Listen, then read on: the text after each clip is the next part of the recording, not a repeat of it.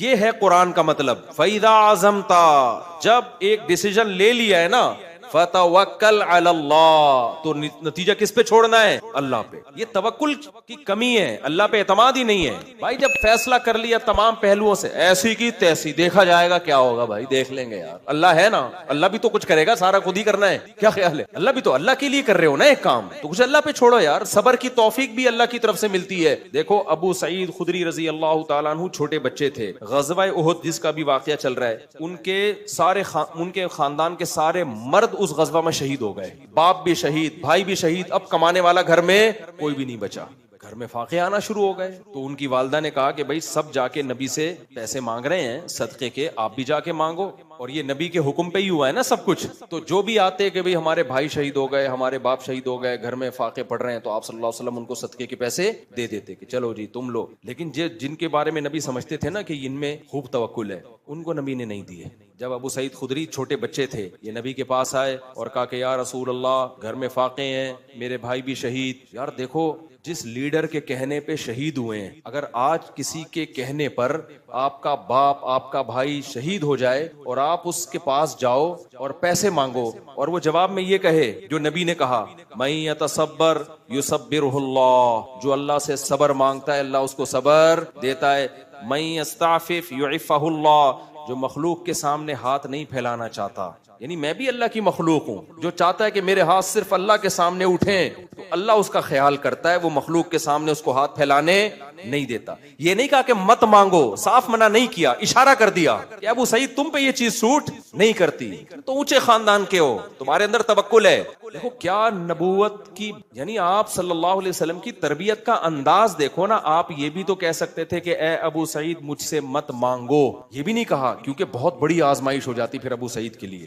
بھئی نبی نے صاف منع کر دیا ہے، اصول ضابطہ بیان کر دیا، اس کے بعد مطلب اب اگر مانگنا چاہتے ہو تو میں تمہیں دے دوں گا. اصول ضابطے میں اشارہ کر دیا کہ مجھے تمہارا مانگنا پسند نہیں آیا. مانگ بھی کس سے رہے؟ نبی سے بھائی، لیکن ہے تو مخلوق نا، تو نبی سے مانگنے کو بھی نبی پسند نہیں کر رہے. بھائی کس سے مانگو؟ اور ابو سعید خدری کا ایمان کا لیول دیکھو آپ. میں کہتا ہوں آج میرا کوئی لیڈر ہو جس کے لیے میں اپنا سب کچھ کٹا دوں، اور میں دیکھ رہا ہوں کہ وہ سب کو پیسے بھی دے رہا ہے اور مجھے ٹکا، یعنی ہمارے لحاظ سے وہ ٹکا سا جواب، ہم کم ظرف لوگ ہیں نا، ہمارے لحاظ سے وہ ہمیں جواب دے دے اور کہے کہ صبر کرو اللہ کھلائے گا، صبر کرو اللہ پلائے گا، تو میرے کیا جذبات ہوں گے؟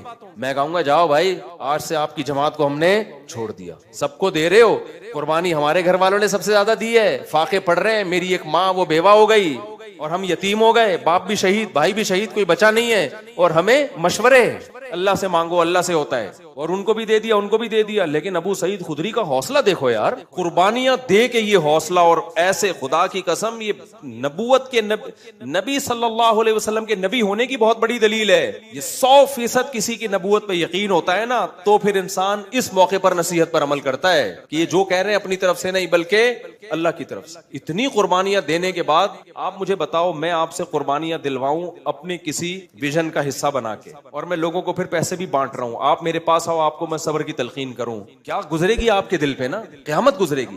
لیکن ابو سعید خدری 10 سال کے تھے غالباً جب وہ آئے، تو نبی نے فرمایا من یستعفف یعفہ اللہ، جو صرف اللہ کے سامنے ہاتھ پھیلانا چاہتا ہے کہ اپنے دامن کو، استعفاف کا مطلب اپنے دامن کو داغدار ہونے سے بچانا. الفاظ بھی دیکھو، پاک دامن کو عفیف کہتے ہیں. پاک دامن کا مطلب کیا؟ بھائی ہاتھ پھیلا لیا تو دامن کیا ہو گیا؟ داغدار. ساری زندگی کے لیے اب اس دن تو مانگ رہا تھا نا. اتنی بڑی عیب ہے، اتنا بڑا عیب ہے کسی کے سامنے ہاتھ پھیلانا. اور آج ذرا سی بات پہ پلاٹ خریدنا ہے پیسے دے دو، بچے کو میں نے امریکہ بھیجنا ہے، ادھر کھانے کو لوگوں کے روٹیاں نہیں ہیں، خدا کے بندو، اور تم ہری سوج رہی ہے بچوں کو امریکہ بھیجنے کے لیے بھیک مانگ رہے ہو لوگوں سے. یار میں بتاتا ہوں واقعہ، ادھر ہی مسجد میں ایک صاحب آئے، بچوں کی اسکول کی فیسیں دینی ہے تو پیسے نہیں ہوتے، آپ زکوٰۃ کے کچھ پیسے دے دیں. میں نے کہا میرے پاس تو نہیں ہے، مطلب آپ کو دینے کے لیے نہیں ہے.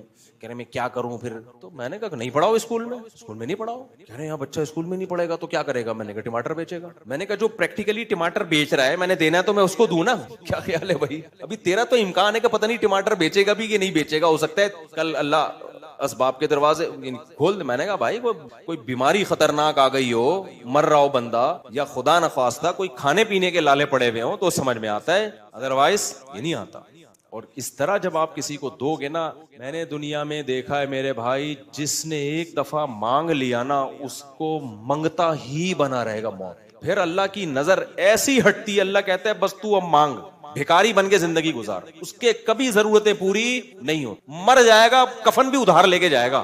اگلا کہے گا کم بخت نے جو کفن پہنے نا وسیم کے پیسوں سے ہے, یہ اس کے پیسے بھی ادھار ہیں, ایسا چلے گا وہ. ہاں دوست احباب جن میں آپس میں بے تکلفی ہو, مانگتے ہوئے ذلت محسوس نہیں ہو رہی, ان میں ادھار یہ سب چیزیں بھیک نہیں کہلاتی. یہ چیزیں بھیک بے تکلفی ہوتی ہے نا, جیسے آپ ہوٹل میں گئے, جیب میں پیسے نہیں, ابے یار تو دے دے یار, کل میں دے دوں, یہ چیزیں بھیک میں نہیں آتی ہیں. بھیک کا مطلب ہے آپ کو خود محسوس ہو رہا ہوتا ہے کہ میں کسی کے احسان کے نیچے دب رہا ہوں, احسان کے نیچے دب رہا ہوں. ہاں آپ مالدار ہیں, آپ کو پتا ہے ابھی میری سیلری نہیں آئی ہے, اگلے مہینے آ جائے گی, تو اپنے ہی جیسے کسی مالدار سے کہہ دینا یار تھوڑا پیسے دے دوں گا. اپنے دوست جس سے بے تکلفی ہو, وہ تو چلتا ہے سوسائٹی میں نا. یہاں بھی علماء نے لکھا ہے کہ اگر کسی مالدار کو وقتی طور پہ پیسوں کی ضرورت ہے نا تو غریب سے مانگے. وہ یہ علماء نے تکبر ختم کرنے کا نسخہ لکھا ہے. وہ کس سے مانگے؟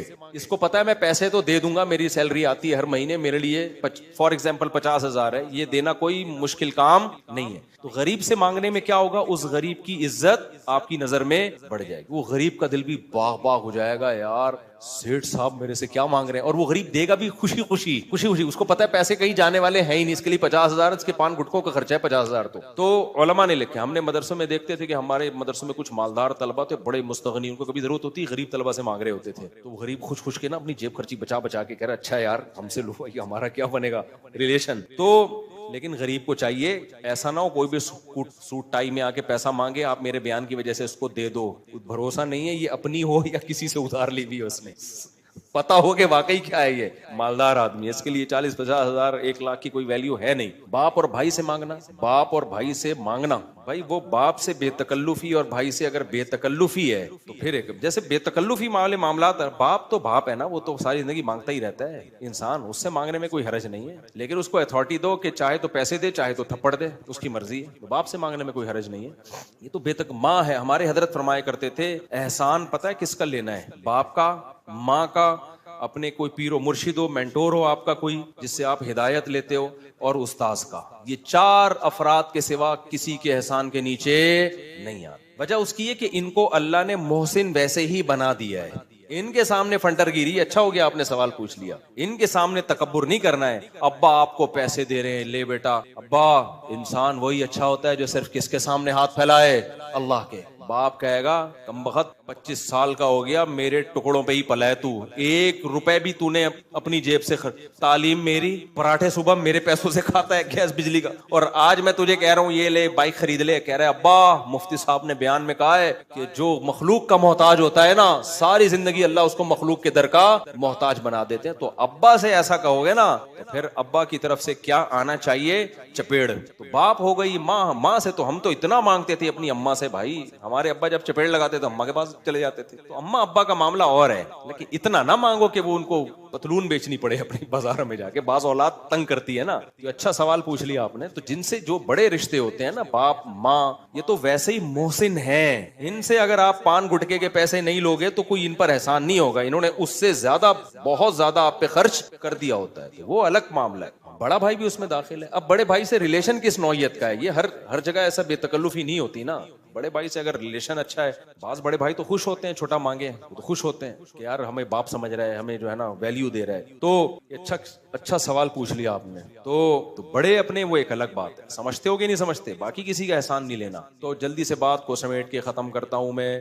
تو قوائف کیا کرنے, پورے کرنے کسی بھی چیز کے جو اللہ نے بتائے, پازیٹیو نیگیٹو تمام پہلوؤں پہ غور کرنے کے بعد جب آپ ایک ریزلٹ پہ پہنچے تو قرآن کیا کہتا ہے, پھر کانفیڈنٹلی وہ کام کرنا ہے. کپ کپاتی ٹانگوں کے ساتھ, خود سے کانپ رہی ہو تو ایک الگ بات ہے, دوسری میں بعض دفعہ وہ چاہ نہیں روتے کہ کانپیں, لیکن وہ کانپیں خود بخود ٹانگ رہی ہوتی ہیں. ایسے بھی ہوتے ہیں وہ کانفیڈنٹلی کر رہے ہوتے ہیں, لیکن دولہا مجھے لگ رہا ہوتا ہے گھبرا رہا ہے, لیکن وہ کہتا ہے ایسی کی تیسی, کہہ تو رہا ہوتا ہے, باقی ایسے لوگوں بھی اللہ ہمت دے دیتے ہیں. تو اب توکل کا مطلب کیا ہے, جیسے ابو سعید خدری رضی اللہ تعالی عنہ کو جب نبی نے فرمایا جو صبر کرتا ہے اللہ صبر کی توفیق, جو اللہ سے چاہتا ہے کہ میں اپنے دامن کو داغدار ہونے سے بچاؤں تو اللہ اسے مخلوق کا محتاج نہیں کرتا. یہ آپ نے نصیحت کی، وہ چلے گئے. کہتے ہیں پوری زندگی ابو سعید خدری رضی اللہ عنہ نے کسی کے سامنے ہاتھ نہیں پھیلا، اور ایسی زندگی گزاری. اللہ نے بہت دولت دی، پھر آپ کو بہت دولت سے نوازا آپ کو، یہاں تک کہ جب موت کا وقت تھا نا تو نبی صلی اللہ علیہ وسلم عیادت کے لیے گئے. زندگی جہاد میں گزری ان کی. انہوں نے کہا یا رسول اللہ میرے پاس بہت دولت ہے، اب میں دنیا سے جانے والا ہوں، میں چاہتا ہوں ساری دولت صدقہ کر دوں. کتنی دولت تھی؟ آپ نے فرمایا نام فتح مکہ کے بعد کا واقعہ ہے، سعد ابن ابی وقاص کا واقعہ ہے یہ. فرمایا نہیں، اپنے وارثوں کے لیے بھی چھوڑ کے جاؤ. فرمایا کہ یا رسول اللہ پھر میں چاہتا ہوں 2/3 صدقہ کر دوں، 1/3 وارثوں کے لیے. فرمایا نہیں اور زیادہ چھوڑو. پھر انہوں نے کہا ٹھیک ہے 2/3 وارثوں کے لیے، 1/3 صدقہ. پھر آپ نے فرمایا ٹھیک ہے 1/3 صدقہ، لیکن 1/3 بھی بہت زیادہ ہے، یعنی وارثوں کے. پھر آپ نے فرمایا تم اپنے وارثوں کو لوگوں کے سامنے ایسے چھوڑو غریب کہ وہ لوگوں کے سامنے ہاتھ پھیلاتے پھریں. دیکھو کیسی زبردست تعلیمات ہے شریعت کی. بھائی آپ پہلے اپنے قوائف پورے کریں، اولاد کو اپنے پاؤں پہ کھڑا کرنے کے، اس کو آپ ایک تعلیم اچھی دیں، اگر گنجائش ہے تعلیم اچھی دیں، اس کے لیے وراثت کا بھی انتظام کریں، چھوڑ کے جائیں. تو نبی نے فرمایا تم اپنی اولاد کو لوگوں کے سامنے ایسے چھوڑ کے جاؤ کہ ننگے پاؤں ننگے سر پھریں اور لوگوں کے سامنے بھیک مانگیں. اس سے بہتر نہیں ہے کہ ان کو تم اتنا مال دے کے جاؤ کہ استغنا کے ساتھ زندگی گزاریں. تو یہاں چونکہ جائز سبب ہے، جائز سبب اختیار کیا جائے گا، وہاں سبب اختیار کیے بغیر اللہ پہ توکل کرنا یہ شریعت کی تعلیمات نہیں ہے. سمجھ میں نہیں آ رہی میرا خیال. خوبصورت تعلیمات ہیں اسلام کی، لیکن پھر آپ نے کیا فرمایا؟ فرمایا تم یہ جو سمجھ رہے ہو نا ابھی میں مرنے والا ہوں اور ابھی وراثت، تو اصول تو بتا دیا کہ 1/3 بھی بہت زیادہ ہے، لیکن چلو تم چاہتے ہو 1/3 صدقہ کر دو تو ٹھیک ہے.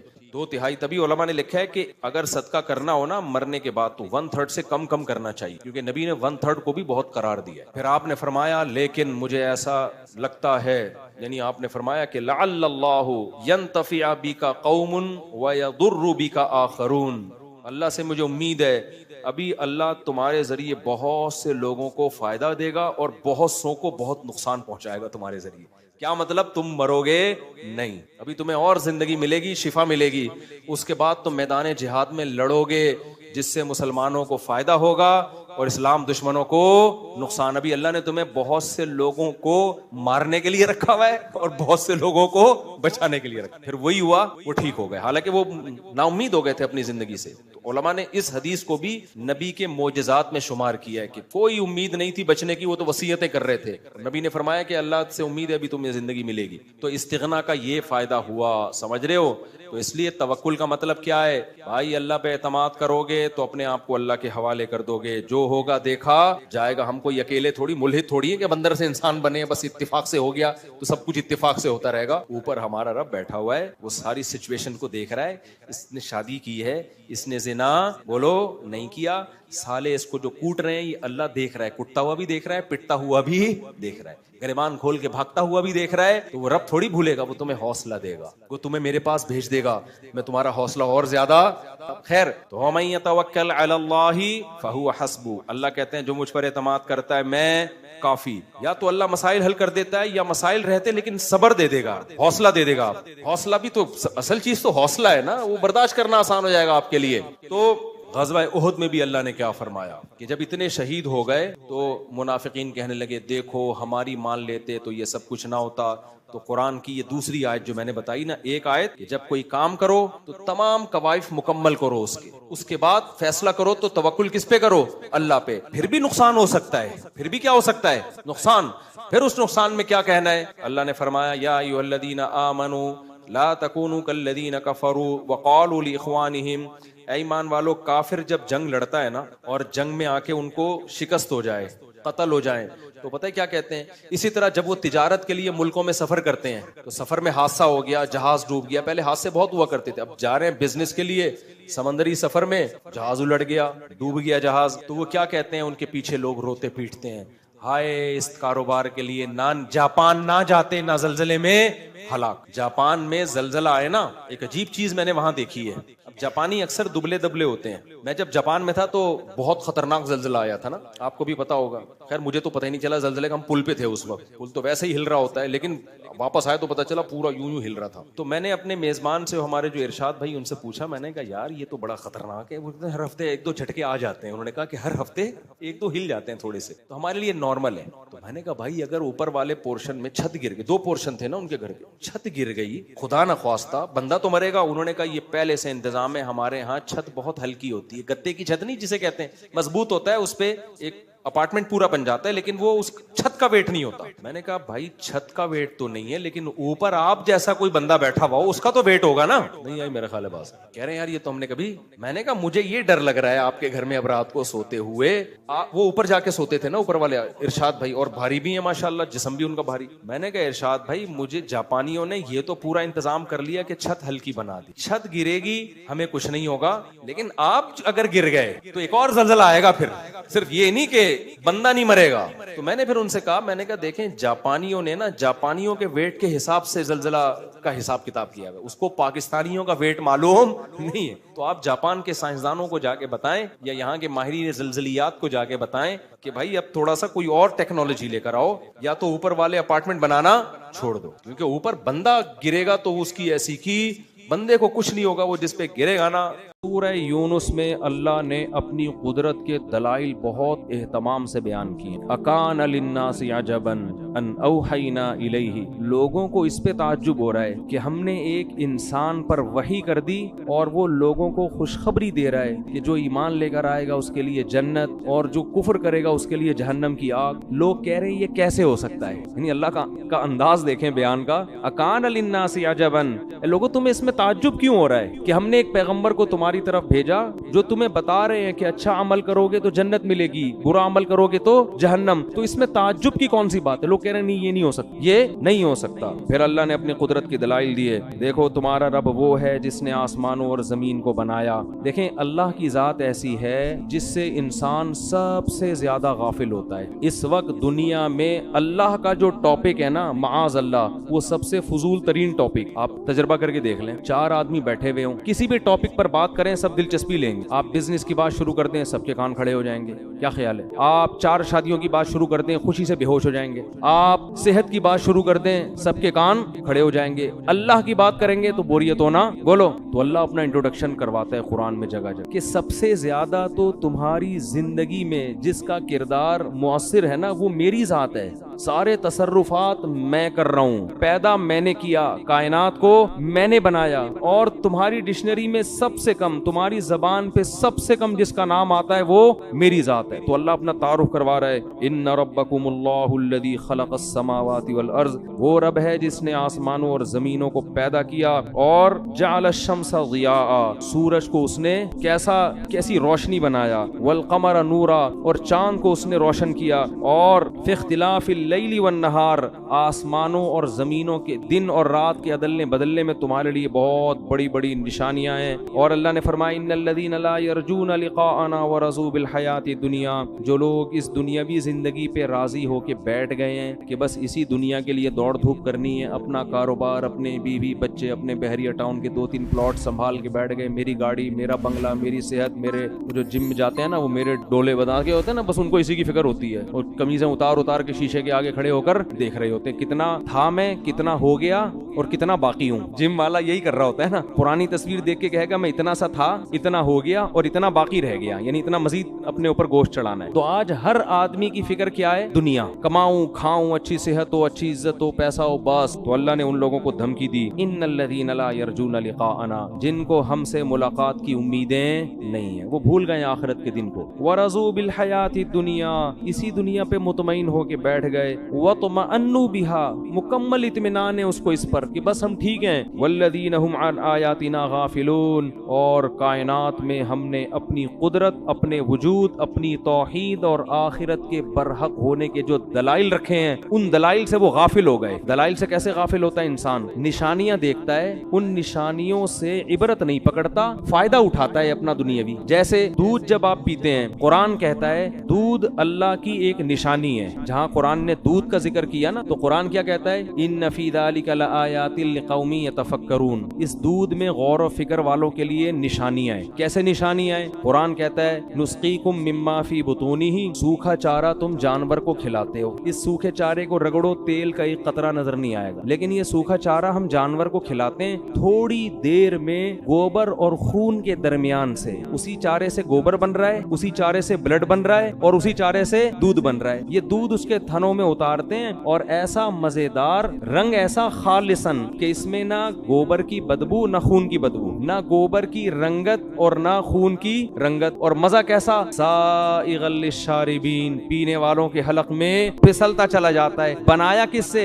सूखे चारे से। कोई बना सकता है? सुबह शाम पी रहे हैं। तो कुरान कहता है ये दूध निशानी है उन लोगों के लिए जो गौर फिक्र से काम लेते हैं। अब यहाँ सूरह यूनुस में कुरान क्या कह रहा है इसको समझें। कुरान कह रहा है जो हमारी निशानियों से गाफिल हैं। क्या मतलब? निशानियां इस्तेमाल भरपूर तरीके से कर रहे हैं लेकिन उस निशानी से इबरत हासिल नहीं करते। आप दूध सुबह शाम पी रहे हैं, फायदा उठा रहे हैं, कैल्शियम मिलेगा, ये मिलेगा, वो मिलेगा, इस पे गौर करने के लिए तैयार नहीं है कौन सी ताकत और कुदरत है जो ये दूध, जिसने ये दूध की मशीनें बनाई। ये मशीन खुद ब खुद नहीं बन सकती। अरे किसी कंपनी में दूध पैक होकर आता हो डब्बे में, आप खोल कर पी रहे हो, कोई कहे यार ये किस कंपनी ने पैक किया, किसने इसमें डाला, आप कहें ये खुद ब खुद हुआ है, ऑटोमेटिक, किसी कंपनी ने ये काम नहीं किया। मान लोगे? बताओ कंपनी का दूध पैक करके डब्बों में दुकान तक पहुंचाना ये ज्यादा अजीब है, या घास खिला के उस जानवर से खालिस दूध पैदा करना ये उससे भी ज्यादा अजीब है। दूध कंपनी का डब्बे में खुद से पैक नहीं हो सकता, ये सूखे चारे से खुद से बन कैसे सकता है? और ऐसे भैंस में प्रोग्राम इंस्टॉल कैसे हो गए जो सूखे चारे से मनो मनो दूध निकाल रहे हैं बाहर? इसलिए कुरान कह रहा है जो अकल से काम लेगा ना, जो डार्विन का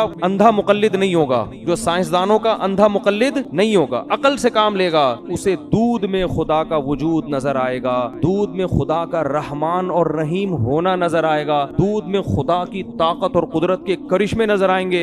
कैसे सूखे चारे से ऐसा मोटी मलाई और देसी घी वाला चिकना गाढ़ा दूध मेरा रब चंद घंटों में पैदा कर देता है। शहद भी यही है। कुरान क्या कह रहा है सूरह यूनुस में? जो लोग हमारी आयतों से गाफिल हैं। आयतें क्या हैं? ये जो जितनी कायनात में चीजें हैं ना, ये सब अल्लाह की आयतें हैं। आयत कहते हैं अलामत को, साइन। साइन बोर्ड हमेशा किसी चीज का पता बता रहा होता है। देखो साइन बोर्ड जो लगा हुआ होता है ना, इसलिए नहीं होता कि उस बोर्ड को पकड़ के गले लगा के चूमो, वो खुद मकसूद नहीं होता, वो किसी और चीज का बता रहा होता है। जैसे आप बाय रोड सफर कर रहे हो, स्पीड ब्रेकर का साइन बोर्ड लगा हुआ है ना, आगे यूं करके आ रहा होता है ना, क्या ख्याल है? तो ये बता रहा है कि आगे क्या है, स्पीड ब्रेकर। अपनी रफ्तार क्या कर लें? बोलो आहिस्ता। आपने उस साइन बोर्ड को देखा, खड़े हो, आप कह रहे बड़ा खूबसूरत डिजाइन है, मैं अपनी कमीज पे भी ऐसा डिजाइन बोलो बनवाऊं, और स्पीड आहिस्ता करने के लिए तैयार बोलो ना यार नहीं हो। इसका मतलब आप उसे साइन बोर्ड नहीं समझते, आप उसको एक स्क्रैप के लिए बेचने के लिए एक अच्छा, जैसे वो जो चरसी होते हैं ना, वो इस तरह के साइन बोर्ड उखाड़ के ले जाते हैं। वो कहते हैं ये तो जबरदस्त चीज है यार, इसमें वो टीन की चादर लगी हुई है, तो ये गटर का ढक्कन जो वो बेच देते हैं, तो ये क्या है? गटर के जो ढक्कन है ना, ये चरसियों का बेहतरीन बिजनेस है। अब पता नहीं चरसी नजर नहीं आ रहे आजकल, या तो सारे मर गए हैं या चरस पीना छोड़ दिए। पहले बहुत नजर आती, हीरोइन ची बहुत होती थी, चरसी तो अब भी है, हीरोइन ची नजर नहीं आ रहे। खैर हीरोइन महंगी हो गई है, इनको पता है भाई, रेट मालूम, कह रहे हीरोइन महंगी हो गई है, इसलिए एक चरसी यहाँ घूम रहा था, चरस नहीं मिल रही थी, किसी ने कहा थाने चले जाओ वहां मिलेगी, तो परेशान था ना चरस कहाँ से मिलेगी, किसी ने बताया कि थाने के अलावा ये कहीं भी नहीं, पता नहीं सच का गलत का। तो आपने क्या किया, उसी साइन बोर्ड को असल समझ लिया। तो अल्लाह फरमाते हैं जो दुनिया में जितनी चीजें हैं ना, ये साइन बोर्ड है सारे। शहद है, दूध है, जानवरों का गोश्त है, पहाड़ हैं, समंदर हैं, दरिया हैं, मछलियां हैं, कौन सी ऐसी फूल हैं, फूल कितना खूबसूरत खिलता है, हब्बम मुतराकिबा, और जो दाने निकलते हैं ना अनाज, वो अनाज की तहें चढ़ी हुई होती हैं, ऐसे तरतीब से दाने निकलते हैं। भुट्टे को देख लो, खूब मकई का कैसा खूबसूरत दाने तरतीब से, अनार के दाने कैसे पैकिंग होती है उनकी, ज़ातुल अकमाम,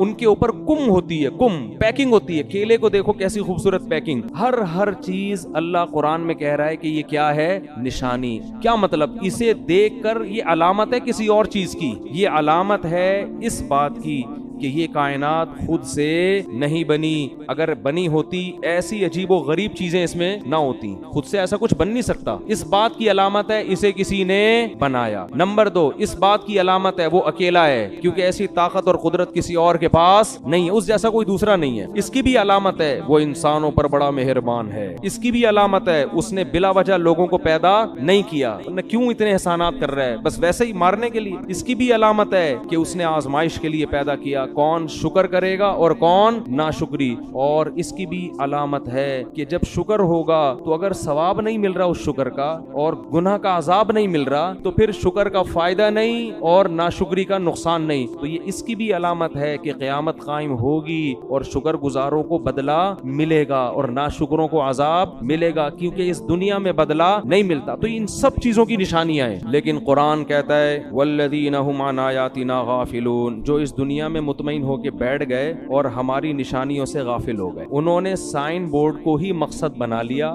اس اسپیڈ بریکر والے سائن بورڈ کو دیکھ کر اپنی اسپیڈ آہستہ کرنے کے لیے تیار نہیں ہے, اسے اسکریپ کے طور پر بیچنے کی فکر میں لگے ہوئے ہیں. تو اسی طرح دنیا پرست لوگ دودھ پیتے ہیں دودھ برائے دودھ پینے کے لیے, اس دودھ سے اللہ کی طرف پہنچنے کی کوشش نہیں کرتے. دنیا پرست لوگ شہد کھاتے ہیں لیکن اس شہد سے عبرت نہیں پکڑتے کہ کیسے رب نے چھوٹی سی مکھی کو ایسے بہترین پروجیکٹ پہ لگا دیا. یہ پروجیکٹ تو میرے بھائی آپ بحریہ ٹاؤن کا مالک بھی اگر کسی کو دینا ایسا خوبصورت پروجیکٹ مزدوروں کو, وہ اتنی خوبصورت کنسٹرکشن نہیں کر سکتے کہ اس میں کڑوے پھلوں کا رس چوس کے اتنا بہترین کیسا شیرہ میٹھا تیار کر رہے ہیں اور صحت کے لیے مفید کتنا زیادہ ہے. وہ کیسی محنت, اتنی چھوٹی سی مکھی جس کی اتنی چھوٹی سی کھوپڑی, اس کھوپڑی میں 2-4 تارے ہیں مگر پورے پروگرام اس میں انسٹال کر دیے شہد بنانے کے, اور آپس میں ان کا لنک ہوتا ہے, کام بانٹے ہوئے ہیں. ان کو کس نے بتایا کہ تو نے یہ کرنا ہے اور تو نے یہ کرنا ہے, کام تقسیم ہے ان کے. ایک ان میں ملکہ ہے, پوری گورنمنٹ ہے بھائی, پوری گورنمنٹ چل رہی ہے. کیسے ان کی سلیکشن ہوتی ہے ملکہ کی, اور آپس میں اختلافات میں کیسے باقاعدہ شہد کی مکھیوں میں فائٹ ہوتی ہے. جب نر تعداد میں زیادہ ہو جائے نا, کچھ مکھیاں ان نر مکھیوں کو مارنے کے لیے بیٹھی ہوئی ہوتی ہیں کیونکہ وہ ماحول خراب کریں گے. کہتے ہیں نا فیملی کے ساتھ آئے پارکوں میں, اس وجہ سے کہ بھائی یہاں سب عورتیں گھوم رہی ہیں, 2-4 لونڈے لپاڑے گھس گئے تو کیا کریں گے, ماحول خراب. تو گارڈ بیٹھا ہوا ہوتا ہے ڈنڈوں سے کوٹنے کے لیے, دفعہ یہاں پہ, کہتا ہے نا. بالکل یہی کام شہد کی مکھیاں کر رہی ہوتی ہیں کہ نروں کی تعداد اگر زیادہ ہو گئی تو یہ ماحول کیا کریں گے, بولو, خراب کریں گے. تو وہ مارتی ہیں ان کو, قتل کرتی ہیں. پورا ایک سسٹم ہے, اتنا پیچیدہ سسٹم. قرآن کہہ رہا ہے اوحا ربک الی النحل ان اتخذی من الجبال بیوتا. یہ شہد کی مکھی کسی اتفاقی حادثے کے نتیجے میں پیدا نہیں ہوئی ہے, کیا ہے وہی بن گئی ہو.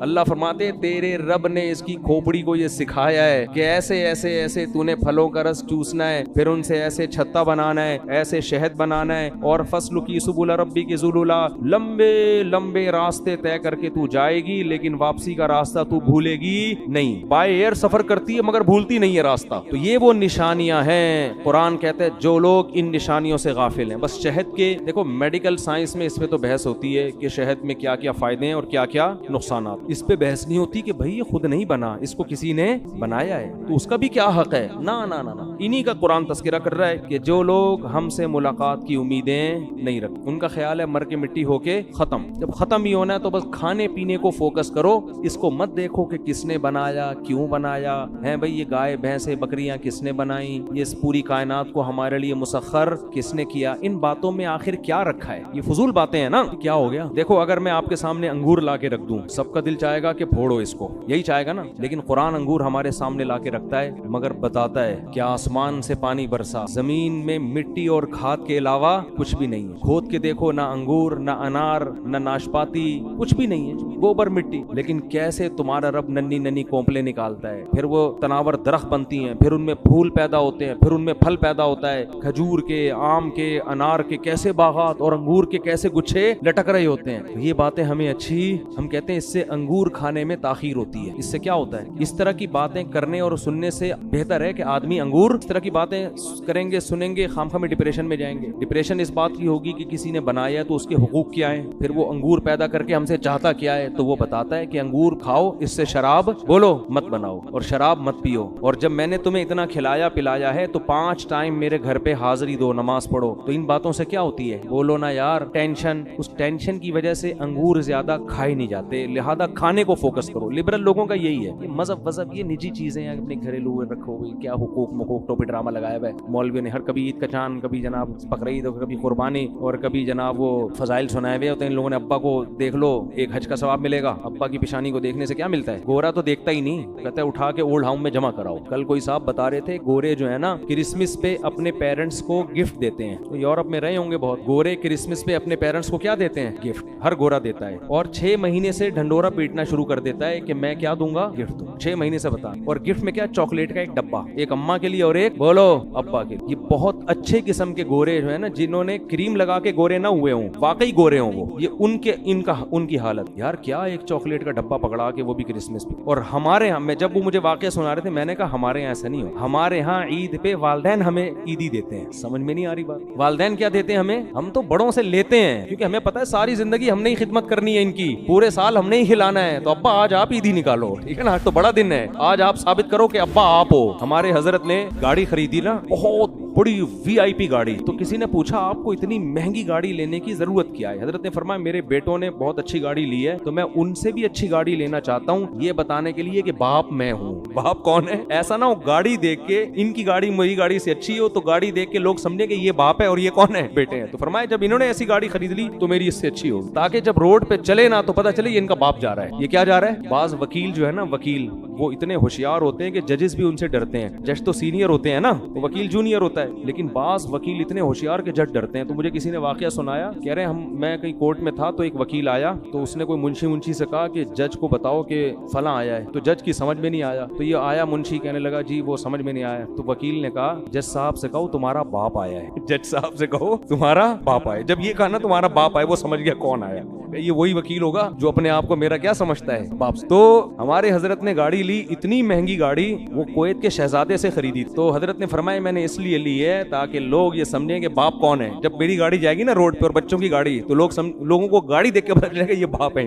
تو بھائی عزت تو ہمارے معاشرے میں والدین کی ہے. اور کیا چاکلیٹیں کرسمس پہ پکڑا دی. پوری ذمہ داری والدین کی اولادی کے ذمہ، کھلانا بھی ہے، پلانا بھی ہے، سب کچھ، ساری رسپانسبلٹی یہ گورنمنٹ کی نہیں ہے، یہ اولاد کی ہے. خیر اب جب لبرل لوگوں کو یہ بتاؤ کہ باپ کی پیشانی کی طرف دیکھنے سے حج کا ثواب ملتا ہے، اماں کے پاؤں میں جنت ہے، ان کو یہ سب باتیں کیا لگتی ہیں؟ وہ کہتے ہیں چھوڑو، ترقی کرو، ایک دن رکھ لو اس میں مدر ڈے اور ایک دن رکھ لو اس میں فادر ڈے، بس اتنا کافی. بیوی کو سمجھایا جا رہا ہے کہ شوہر کا احترام کرو، اس کی اجازت کے بغیر گھر سے باہر نہیں نکلو، یہ جو ہے نا اس کو راضی کرو گی تو جنت ملے گی. تو یہ سب وہ لوگ باتیں کریں گے جو اللہ کی ان نعمتوں کو نشانیاں سمجھتے ہیں اور ان کو پتا ہے کہ ہم نے قیامت کے دن اللہ کے حکام کا جواب دینا ہے. اسی طرح مرد کو مجبور کیا کہ اس سے محبت کرو، اس کا خرچہ اٹھاؤ. اولاد کے حقوق ہیں بہت، ایک حقوق کی طویل فہرست ہے. تو اللہ قرآن میں کہتے ہیں جن کو ہم سے ملاقات کی امیدیں نہیں ہیں، جو یہ سمجھتے ہیں کہ مر کے مٹی ہو کے فنش، تو ان لوگوں کی حالت کیا ہے؟ رضو بالحیات الدنیا،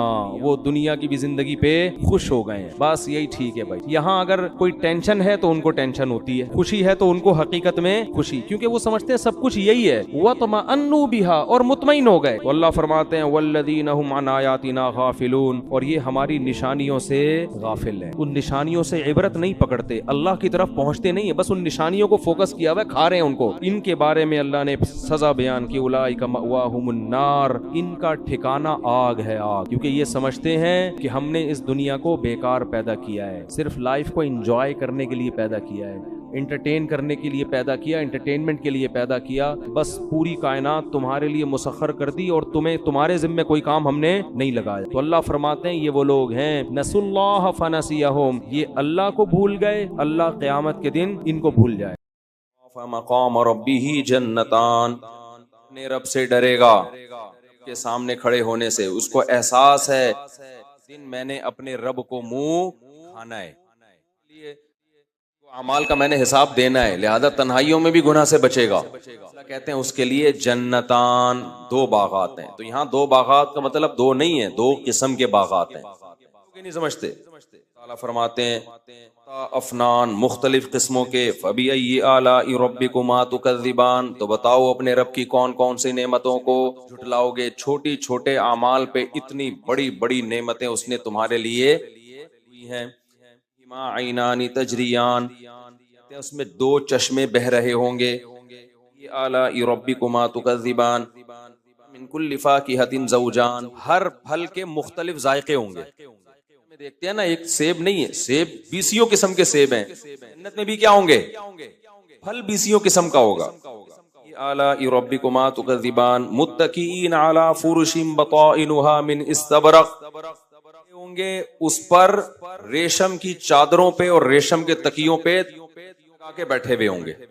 میں جو نیچرل طریقہ ہے نا استراحت اور آرام کا وہ یہی ہے. کرسیوں پہ انسان کو سکون نہیں ملتا. آج کل ہوٹلوں میں ہوتا ہے بڑے بڑے تخت لگا کے گاؤ تکیے لگا دیتے ہیں, اس پہ لوگ ذرا کے بیگم کی طرف نہ جا رہی ہوں, تھوڑی سی سائڈ پہ جا رہی ہوں, آگے پھیلا کے ابا کا تو احترام. آج کل مارکیٹ سے کیا چل رہا ہے, چل رہا ہے ہوتے ہیں لوگ. اپنا مزہ ہوتا ہے کہ نہیں ہوتا؟ کہتے ہیں یہ ساری نعمتیں کس کنڈیشن میں ملیں گی؟ بستروں پر جو ریشم کے ہوں گے, اور ریشم بھی جنت کی ریشم ہوگا, تکیے لگا کر بیٹھے ہوئے ہوں گے, جنل جنتین دان. جو باغات کے جو پھل ہے نا وہ ایسے لٹک رہے ہوں گے درختوں پہ, ہاتھ پہنچ رہا ہوگا انسان. منظر دیکھا ہے آپ نے بھی, پیڑھی سے کہ پھل کھانے کا مزہ الگ ہے, درختوں پہ لٹکے ہوئے پھل توڑنے کا مزہ الگ ہے. ایسے گھنے باغات کے بیچ میں تخت لگے ہوئے ہوں گے, یہ بیٹھے ہوئے ہوں گے, جو لذت والے پھل جن کے بارے میں قرآن کہتا ہے تلذ الاعین, کو دیکھ کے زبان لذت بعد میں محسوس کرے گی, وہ لذت اٹریکشن ہوگی, آنکھیں لذت. اور قرآن کیا کہتا ہے, فیہا ما تشتہی انفسکم, تمہارے دل میں آئے گا نا وہ چاہت اللہ. تختوں پہ بیٹھے ہوئے ہوں گے اور درختوں کے پھل اللہ کہتے ہیں قریب ہوں گے تمہارے, لٹکے ہوئے ہوں گے. آلاء ربکما تکذبان, آؤ اپنے رب کی کس کس نعمتوں کو لاؤ گے. آگے اللہ فرماتے ہیں فیہن قاصرات الطرف, باغات میں تمہارے ساتھ بھائی ہوں گے, غفار بھائی ہوں گے, مونچھوں والے. بعض دفعہ اچھی لوکیشن پہ آپ ہوتے ہو, لیکن جس لوگ آپ کے ساتھ بیٹھے ہوئے ہوتے ہیں وہ سارا مزہ کیا کر دیتے ہیں, جگہ آپ بیٹھے ہوئے ہو اور کلاس میں وہ ساتھ میں گٹکے والا بٹھا دیا کسی نے لا کے, صورت منظر بھی ہو نا, بندہ آپ کے دائیں بائیں جو پبلک ہے وہ عجیب عجیب سے جائیں کو وحشت ہوتی ہے. انہی باغات میں نقاصرات الطرف, کو جھکانے والی حیادار طرف, حیا والی ہوں گی تمہارے لیے. تمثہن انس قبلہم ولا جان, تم سے پہلے نہ کبھی کسی انسان نے چھوا ہوگا اور نہ کبھی چھوا ہوگا. ان عورتوں کو تمہارے لیے بنایا, آگے آ رہا ہے سورات فی الخیام, خیموں میں اللہ نے بند کر دیا ان کو. شأناہن انشاء, سورہ واقعہ میں آتا ہے اسی مٹی سے بنایا جنت کی مجھ کو, انبر والی مٹی سے, اسی سے بنا کے جنتی کے لیے. اللہ کو تو پتا ہے نا کون جنت میں جائے گا اور کون جہنم میں جائے گا. لوگوں کے بارے میں تو ہمیں بھی پتا ہے الحمدللہ, تو سے اندازہ ہو رہا ہے کہ ان کا سمجھتے ہیں 4 آدمی جنت میں جائیں گے. ان کی حرکتوں سے ایسا لگ رہا ہے اللہ کہے گا تم 4 کے علاوہ سارے چلے جائیں گے. یہ کہہ رہا ہے نا میں جنت میں 2-4 اور جنت میں, تو یہ اتنی ساری حوریں کس کے لیے اللہ نے بنائی ہے میرے بھائی. لوگ ایسے بنا کے پیش کرتے ہیں اسلام کو, 2-4 آدمیوں سے زیادہ.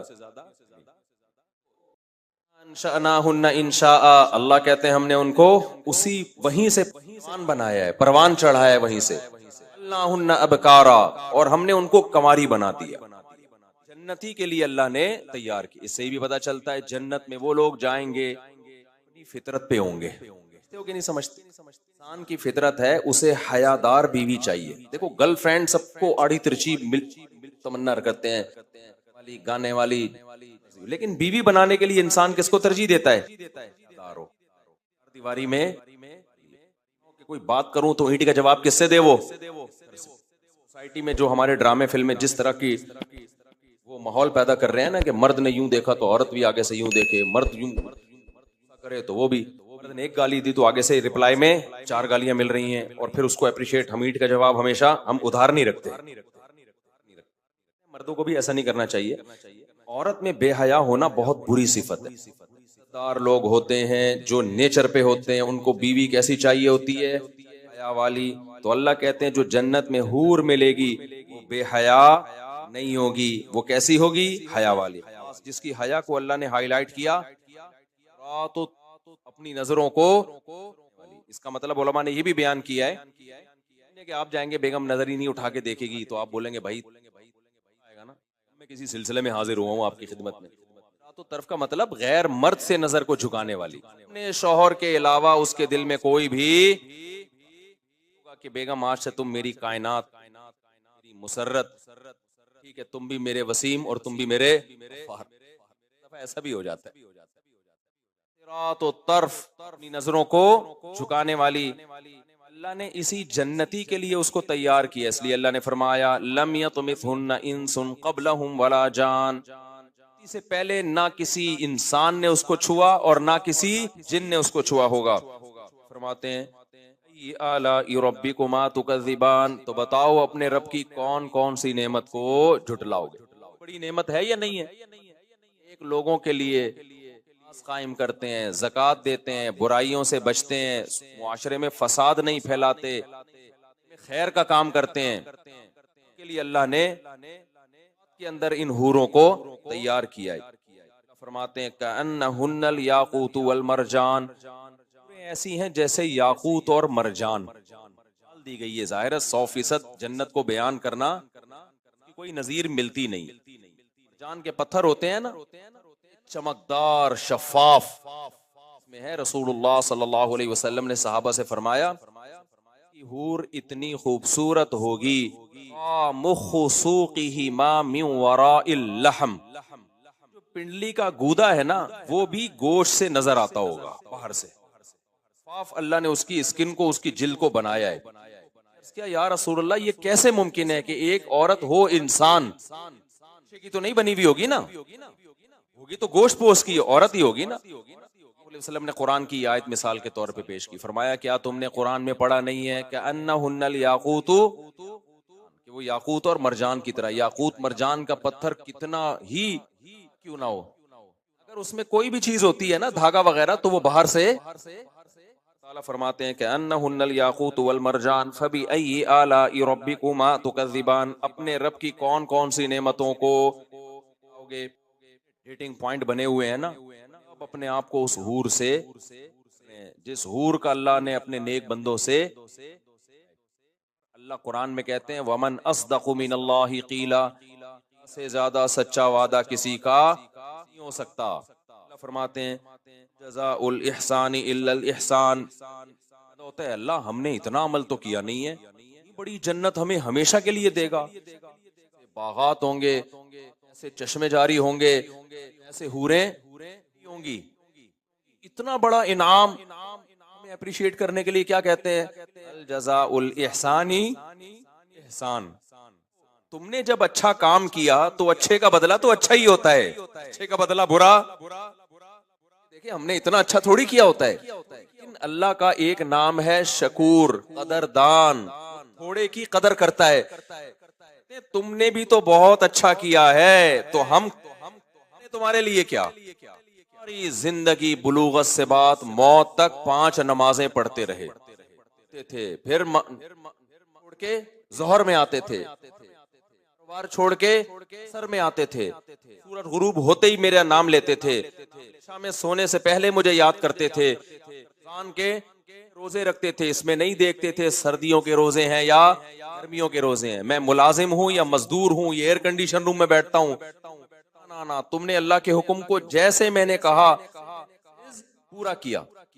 چہرے پہ نبی کے حکم کی وجہ سے داڑھی رکھی. اس زمانے میں لوگ داڑھی کا مذاق اڑاتے تھے، تو تم نے اس زمانے میں اللہ کے حکم کے مطابق پردہ کیا جس زمانے میں لوگ پردے کا مذاق اڑاتے تھے. لوگ حلال و حرام کی پرواہ کیے بغیر آتے تھے، تم نے اس زمانے میں حرام سے اجتناب کیا، پر قناعت کی. تم نے زمانے میں لوگ زنا، عیاشی، انٹرنیٹ پر فحش فلموں کی طرف جاتے تھے. زمانے میں تم نے اپنی نگاہوں کی کیا کریں بھائی، نگاہوں کی حفاظت کی. تم نے زمانے میں ترقی یافتہ قومیں بوڑھے باپ اور بوڑھی ماں کو اس میں جمع کرایا کرتے تھے. میں تم نے بوڑھے باپ اور بوڑھی ماں کو گھر میں رکھ کے ان کے قدموں میں جنت تلاش کی ہے. لوگ باس کے سامنے تو آواز آہستہ کرتے تھے، باپ دادا کے سامنے آواز آہستہ کرنا کمزوری سمجھا جاتا تھا. زمانے میں تم نے بوڑھے ماں باپ کے سامنے اپنی آواز کو اللہ کی خاطر کیا اور اپنے غصے کے کڑوے گھونٹ کو لیا. ساری زندگی تم نے یہ نیکیاں کی ہیں. نشہ کرتے تھے، شراب پیتے تھے، شراب سے پر اکتفا کیا تم نے. کتنی یعنی اگر مسلمان کی زندگی دیکھی جائے تو کتنی عیاشیوں سے وہ اپنے آپ کو آتا ہے.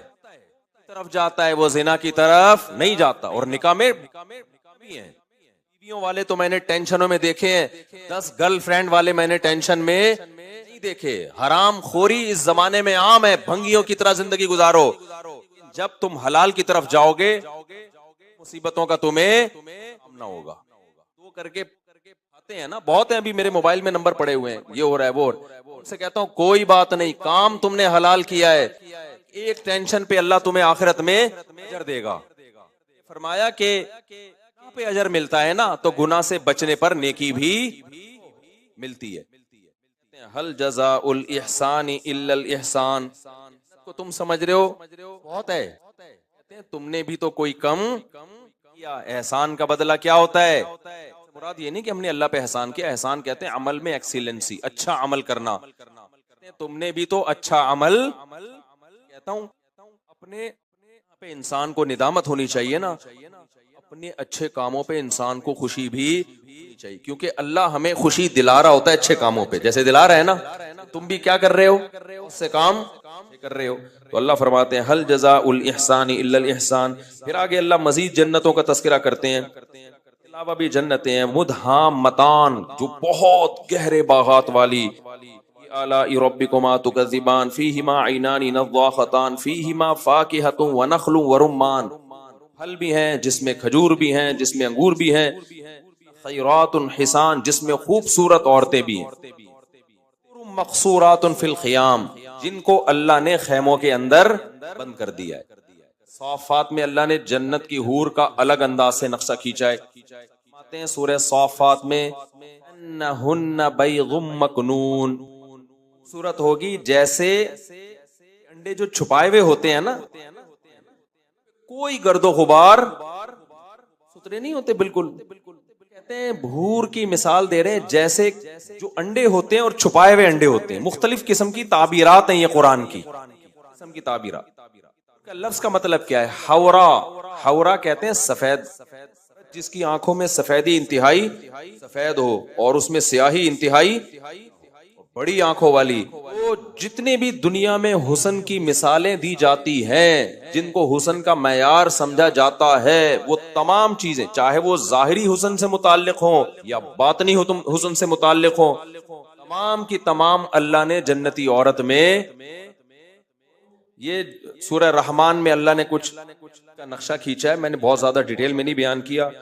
سورہ واقعہ میں بھی اللہ نے, لیکن سورہ واقعہ میں اللہ نے جتنا اہتمام سے جنت بیان کی اتنے ہی اہتمام سے ہم کو بھی بیان کی.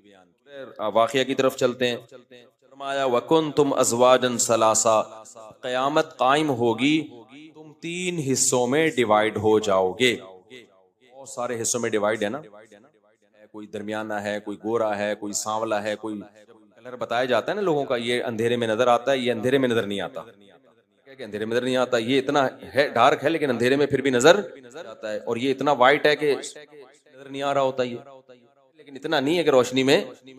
مختلف ایسوں کے اعتبار سے تقسیم کیا ہوا ہم نے, والا, یہ غریب, یہ مالدار, یہ درمیانے طبقے کا ہے. قوموں کے لحاظ سے پٹھان ہے, مہاجر ہے, سرائکی ہے, پنجابی ہے, بلوچی ہے, لحاظ سے یہ پاکستانی ہے, یہ افغانی ہے, یہ ایرانی ہے, یہ ترانی ہے, یہ جاپانی ہے. کہتے ہیں جب قیامت کا سور پھونکا جائے گا, کوئی جاپانی رہے گا, نہ کوئی پاکستانی رہے گا, نہ کوئی کالا رہے گا, نہ کوئی گورا رہے گا. حصوں میں ڈیوائیڈ ہو جاؤ گے. ہو کہ نہیں سمجھتے؟